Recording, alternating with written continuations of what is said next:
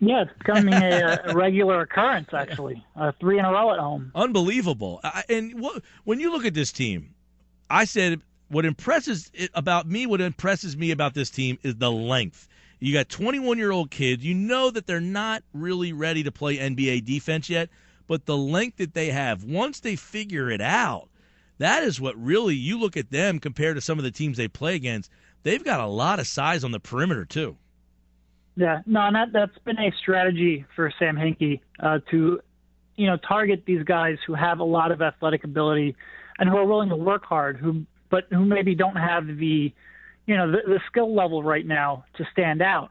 But guys like Jeremy Grant, who, if he improves his jump shot, and so far it looks like he's making really good progress in doing that, if he improves his jump shots and all of a sudden he goes from a guy who was a second-round pick to being a first-round talent, and they kind of loaded up on a lot of those types. And for a bunch of those, Jakar Sampson and Jeremy Grant in particular, you're starting to see progress in their jump shots they never really showed before this year. And to me, that progress in their jump shot, because you can go back to Jeremy Grant, and they have drills at the NBA Combine where they're basically doing catch-and-shoot shots around the three-point line.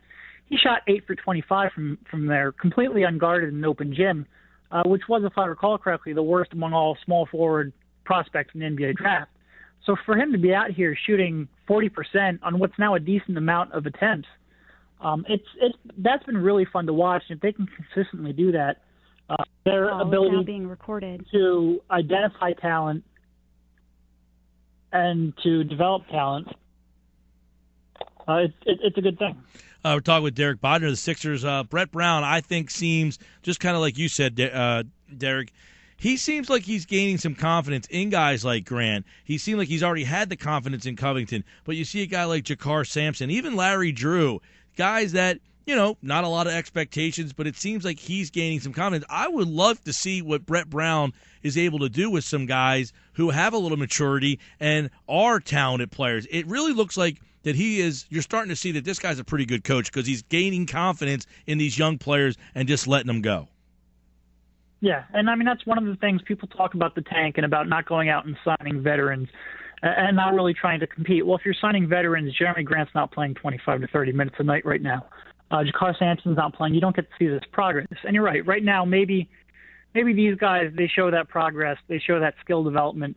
And maybe it doesn't mean all that much in the long term because, maybe Jakar Sampson is just never going to be an NBA starter. And I think there's certainly a case to be made for that. But when you start getting your high draft picks, your Joel Embiid's playing, you're the guy, whoever you end up drafting in the 2015 draft.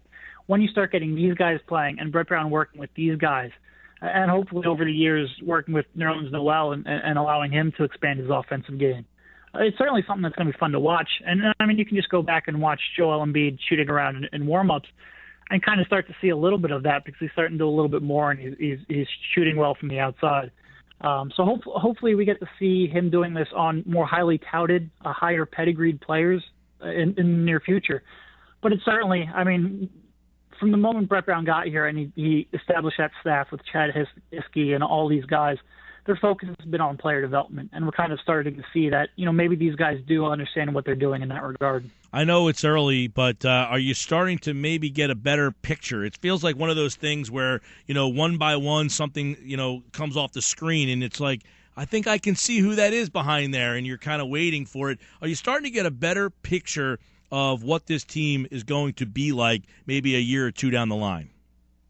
Well, I think it's really going to come into picture when Joel Embiid starts playing. I think if Jeremy Grant can continue to improve on his jump shot, that to me is the biggest key for him to be a piece around the puzzle.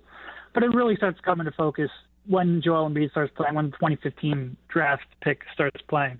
Right now, you're just trying to kind of see which guys will develop, which guys will shine with the playing time and the opportunity they've been given, and see whether or not they can become a long-term piece. And I think, some of these guys, I think Robert Covington certainly can.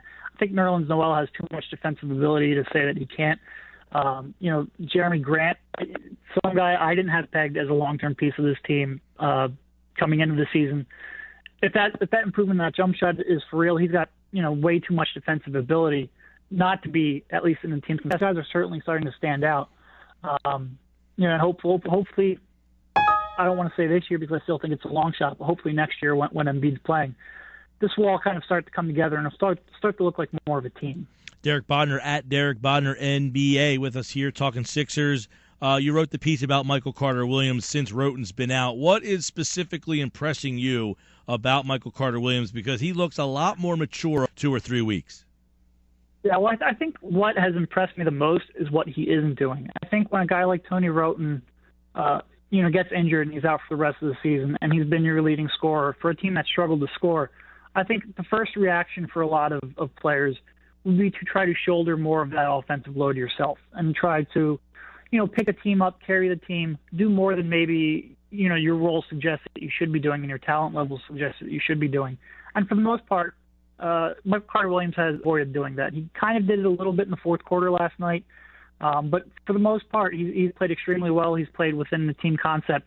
I think the fact that he didn't try to go out and do more than he normally would, even with Tony Wroten being lost, I think that's been the most impressive to me. It's been that mental reaction and that recognition that the best way for the team to succeed without Wroten is to move the ball and for him to be a big part in that ball movement. Derek, a couple mailbag questions that people sent to you over at libertyballers.com and 97.3ESPN.com. You can send Derek a question for the mailbag at Derek Bodner NBA on Twitter about Tony Wroten. Now, with this ACL, do you think that this opens up Sam Hinkie to get a little creative and maybe get him at a discounted price in the summertime?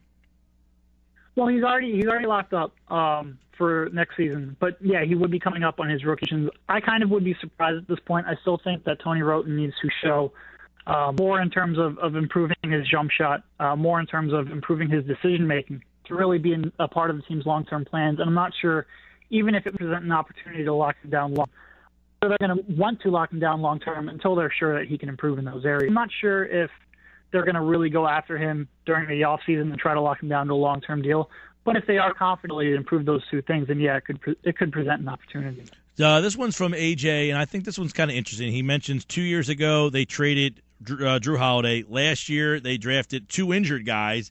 This year, do you think Sam Hinkie has more tricks up his sleeve, or do you think now that you're going to start seeing this thing kind of take shape, that the surprises are done? And if there is a surprise, what level of surprise would it be? Who would be involved with big surprise, move on this team? Which guy would qualify as being a surprise guy to be moved? I think absolutely anything is on the table. I think there would be nothing that would surprise me. I mean, here's the thing I think with Sam. If he looks at somebody like Michael Carter-Williams or even like Nerlens Noel, and if he comes to the determination that they're not a long-term piece, a lot of times, or maybe they don't fit with Embiid or they don't fit with whoever they draft in 2015, a lot of times a player's value is like a pendulum. It can be very high, but if you wait too long and you get to the point where that public perception catches up or exceeds your own evaluation, then you've lost an opportunity. So if maybe he's convinced that Michael Carter-Williams isn't going to improve his jump shot before the rest of the league is, I could see him moving. Or if he's convinced that, the fit isn't there with Joel Embiid, they need a better shooter at point guard to play with Embiid or whatever have you. If he comes to that determination maybe before either the fans or the rest of the league, he could see that as an opportunity. So I said this before, I think the only thing that would absolutely stun me is if they traded Joel Embiid. That's the only thing to me that's off the table. But if they drafted, they saw another guy who was injured, I don't think it's impossible to redshirt another player, and everyone would hate that. But I wouldn't completely shock me. I hope it's not the case, but it wouldn't shock me. If they traded one of their quote-unquote core pieces outside of Embiid, it wouldn't completely shock me. I think pretty much anything's in play, and until he really gets that franchise building block that has proven that he's going to be healthy and be able to do that on the court in the NBA level, I think pretty much anything's open. By the way, with the win last night, the Sixers 11 wins, moves them 1 ahead in New York. In the Eastern Conference, Minnesota has 8 wins, which puts them in dead last in the overall grand scheme of things. They're the 3 worst: Minnesota, New York, and Philadelphia. Derek, which of those 3 teams do you think is in the best shape moving forward? Best shape in terms of where they'll finish this year? No, just, that because they have assets and they have the ability to get better, is New York in a good spot or are they just lousy? Is Minnesota in a good spot or are they just terrible? Because I think we know Philadelphia is really bad, but I think we think they're in a pretty good spot. Yeah, well, I think ultimately whoever's in the best spot is whoever gets the best prospect out of the 2014 and 2015 draft. And how deep is this? How deep? If you're in this draft right now, how many? If you're pick 1, 2, 3, 4, is this a 3-player draft? Is it a 4-player draft? How far, until you're getting to that drop off? Well, I think there's one guy who's kind of separated himself in Jaleel Okafor. But I think the 2 through 5 picks, even 2 through 6 picks, I think are really in flux right now. I think there's a lot of guys who I like to some degree. D'Angelo Russell is playing extremely well for Ohio State, a freshman combo guard, not really even a combo guard. He can play both guard positions. Muddier, of course, over in China, Carl Towns, Stanley Johnson. There's a whole bunch of players right now that are kind of in that pack that I think can be really good players. So I think, I think Jaleel Okafor right now is probably the most talented player. I think he's got some questions on the defensive side of the ball. But judging by the Sixers team needs, there's a lot of options beyond that. So I think right now that the Sixers are in a good spot, as of course are the Timberwolves and the Knicks in that regard as well. But I think ultimately, if you're going to ask me who's in the best spot, I think it comes down to whether or not you preferred Wiggins or you preferred Embiid last year. I had Embiid rated higher. I think he's a franchise building block, and I think Wiggins has played very well. But I would probably give the slight edge to Philadelphia at this point. All right, if you want to submit a question for future mailbags, get Derek on Twitter at Derek Bodner NBA. Use Sixers Mailbag, hashtag Sixers Mailbag in the tweet, and we'll try to get your questions on the air here each week with Derek. LibertyBallers.com, 97.3 ESPN.com for all stuff on the 76ers who play tomorrow night against the Boston Celtics. Derek, enjoy, man. Thank you. Take care.